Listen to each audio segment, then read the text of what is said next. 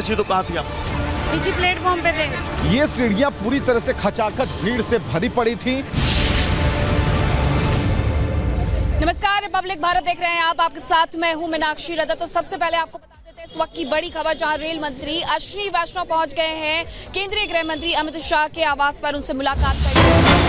बड़ी जानकारी इस पूरे मामले में निकल करके सामने आ रही है, जहां केंद्रीय गृह मंत्री अमित शाह से मुलाकात करने के लिए उनके निवास पर पहुंचे हैं रेल मंत्री अश्विनी वैष्णव। आपको बता दें कि शनिवार बीती रात जिस तरीके से ये बड़ा हादसा होता है और प्लेटफॉर्म बदलने की वजह से जहां भगदड़ जैसे हालात बनते हैं, लोगों की घुटन की वजह से जान चली जाती है, कई लोग घायल बताए जा रहे हैं। 18 लोगों की जान चली गई है इस पूरे हादसे में, कई लोग घायल बताए जा रहे हैं और अब उन सभी का इलाज भी चल रहा है। इन सब के बीच रेलवे मंत्री से बयान की जो उम्मीद की जा रही थी, थोड़ी देर में हो सकता है वो बयान भी आ जाए और रेलवे मंत्री खुद भी पहुंच गए केंद्रीय गृह मंत्री अमित शाह के आवास पर उनसे मुलाकात करने के लिए। इससे पहले केंद्रीय गृह मंत्री अमित शाह के द्वारा भी सोशल मीडिया पोस्ट के द्वारा ये कहा गया था कि वो शोक संवेदनाएं व्यक्त करते हैं। तो ये बड़ी जानकारी निकल करके सामने आ रही है। अब देखिए आगे जो जांच होगी उस समय क्या कुछ सामने आता है, क्योंकि बहुत सारे यात्रियों का ये कहना था कि प्लेटफॉर्म बदलने के लिए उन्हें सूचित किया गया था, अनाउंसमेंट हुई थी और इस वजह से वो प्लेटफॉर्म बदलने के लिए भागे थे। हालांकि ये रेलवे की तरफ से भी जो बाकी कुछ लोग थे उनकी तरफ से ये कहा गया कि ऐसी कोई जानकारी नहीं थी। हाँ, एक मेला स्पेशल ट्रेन जरूर थी जो कि चलाई जा रही थी, उसकी अनाउंसमेंट हुई थी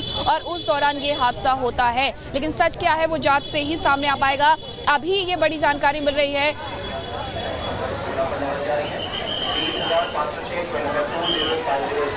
और एक बड़ी खबर आ रही है जहां मुख्यमंत्री नीतीश कुमार, बिहार के मुख्यमंत्री नीतीश कुमार ने शोक जताया है।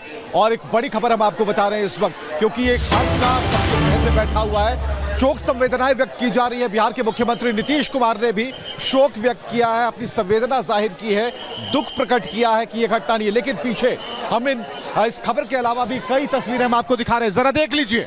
ये काफी अहम तस्वीरें हैं और ये तस्वीर देखिए किस तरीके से ये वही 14 नंबर प्लेटफॉर्म है, वही सीढ़ियां हैं और ये प्लेटफॉर्म पर जिस तरीके से आने वाले लोग, उसमें जाने वाले लोग ये इशारा कर रहे हैं कि किस तरीके से अव्यवस्था है, जो प्लानिंग है, जो मैनेजमेंट है वो कहीं नहीं। कल ही हादसा हुआ, 18 लोगों की मौत हो गई, यही वो सीढ़ी है और आज फिर से वही घटना की तरफ इशारा कर रही है। क्योंकि देखिए आप देखेंगे यहाँ पर जो तस्वीरें हैं, यहाँ पर भीड़ ज़रूर यहाँ पर कम है, लोग ज़रूर एक तरफ से दूसरी तरफ जा रहे हैं, लेकिन आप कहिए कि यहाँ पर व्यवस्थाएं होनी चाहिए लोगों को भी। और देखिए बीच में विसिल बजाए जा रहे हैं, तो ये देखना अहम होगा कि कौन है जो इन्हें इस भीड़ को नियंत्रित करने की कोशिश कर रहा है।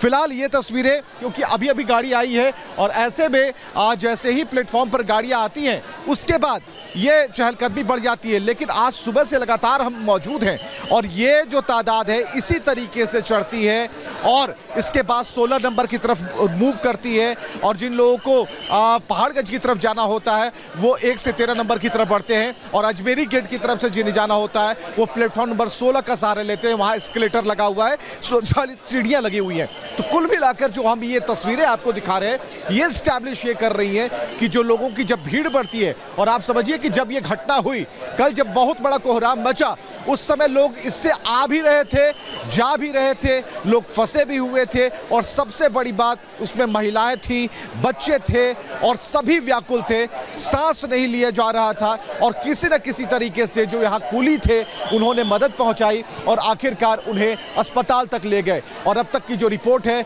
वो बेहद ही भयावह है।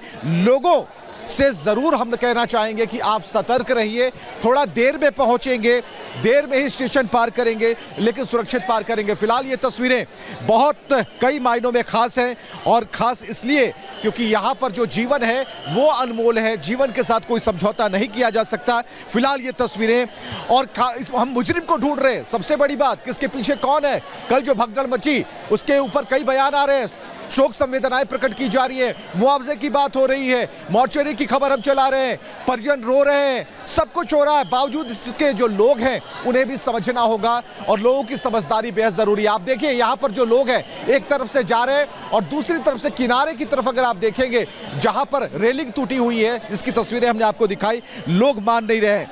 तो नई दिल्ली रेलवे स्टेशन का हाल कुछ ऐसा है।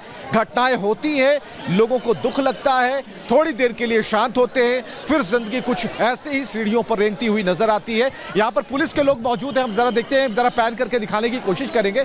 वहाँ आरपीएफ के लोग शायद मौजूद हैं और वो देखिए बराबर विजिलिंग कर रहे हैं, लोगों को कह रहे हैं आप आगे बढ़िए। और किस तरीके से वहाँ पर सिंगल यानी कि एक व्यक्ति वहाँ पर मौजूद है, उसकी ड्यूटी लगाई गई है। और ऐसे में ये तस्वीर बहुत कुछ इशारा कर रही कि कल क्या होगा। जो कहते हैं कि सुबह का सवेरा बताता है कि दिन कैसा होगा। आप देख लीजिए कि 11:05 हो रहे हैं और यहाँ पर रोशनी भी है। कल रात को 8:30 से 9:30 बजे के बीच जब ये घटना हुई, उस वक्त क्या हुआ होगा। महिलाएं, बच्चे और अपार संख्या में भीड़ यहाँ पर ट्रेन पकड़ने को लेकर, जिसमें ये खबर आती है कि स्पेशल ट्रेन जाने वाली है, 12 नंबर वाली 16 पर आएगी, 2 ट्रेनें लेट से चल रही हैं। ऐसे में जब भीड़ इकट्ठा हुई तो बेतरतीब व्यवस्था में जिस तरीके से ये अंजाम सामने आया, तो कुल मिलाकर ये तस्वीर दिखाने का मकसद यही है। और ये सुपर एक्सक्लूसिव तस्वीरें हम आपको दिखा रहे हैं। और यहाँ पर देखिए, जब बिहार की गाड़ी आती है, बिहार से गाड़ी आती है, दरभंगा से गाड़ी आती है, उन लोगों से हमने भी पूछा। और चलिए मीनाक्षी के पास चलते हैं, कुछ और तस्वीरों को दिखा रही है और नई जानकारियां साझा कर रही हैं। मीनाक्षी।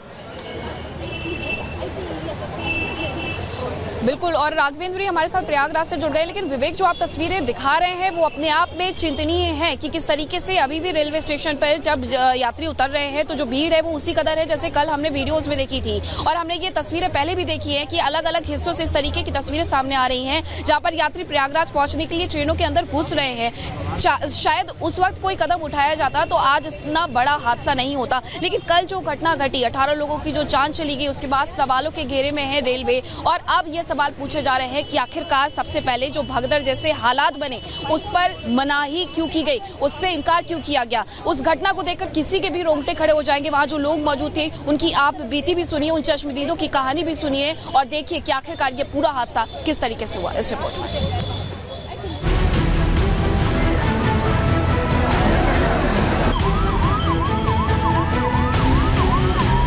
जो घटना हुई, भीड़ इसी रास्ते से आई थी और सबसे पहले वो 16 नंबर प्लेटफॉर्म की तरफ जाती है, उसके बाद 14 और 15 प्लेटफॉर्म नंबर की तरफ। यही वो रास्ता है जहां शनिवार रात को करीब 10 बजे भगदड़ हुई और दर्जनों लोग काल के गाल में समा गए।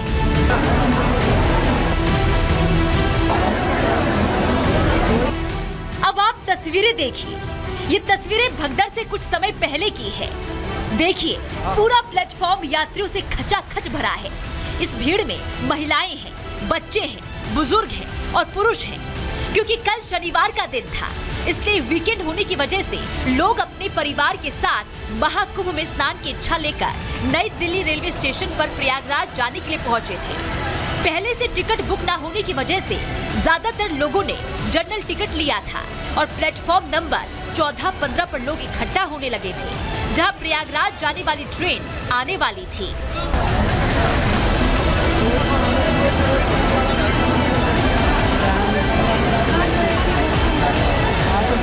आमतौर पर किसी भी ट्रेन में जनरल बोगी के 4 डिब्बे होते हैं और हर एक कोच में यात्रियों के बैठने के लिए 100 सीटें होती हैं। लेकिन यहाँ एक बड़ी लापरवाही रेलवे की तरफ से होती है। भीड़ का अंदाजा लगाए बिना रेलवे जनरल बोगी के ही 1500 से ज्यादा टिकट बेच दिए गए थे। धीरे धीरे लोग प्लेटफॉर्म पर इकट्ठा होते चले जाते हैं। हादसे की एक वजह ये भी सामने आ रही है कि स्वतंत्रता सेनानी एक्सप्रेस और भुवनेश्वर एक्सप्रेस ट्रेन कल देरी से चल रही थी, जिसके चलते इन ट्रेनों में जाने वाले यात्री भी प्लेटफॉर्म नंबर 12-13 पर खड़े होकर अपनी ट्रेन का इंतजार कर रहे थे। और इसी वजह से दिल्ली रेलवे स्टेशन के कई प्लेटफॉर्म यात्रियों से खचाखच भर गए।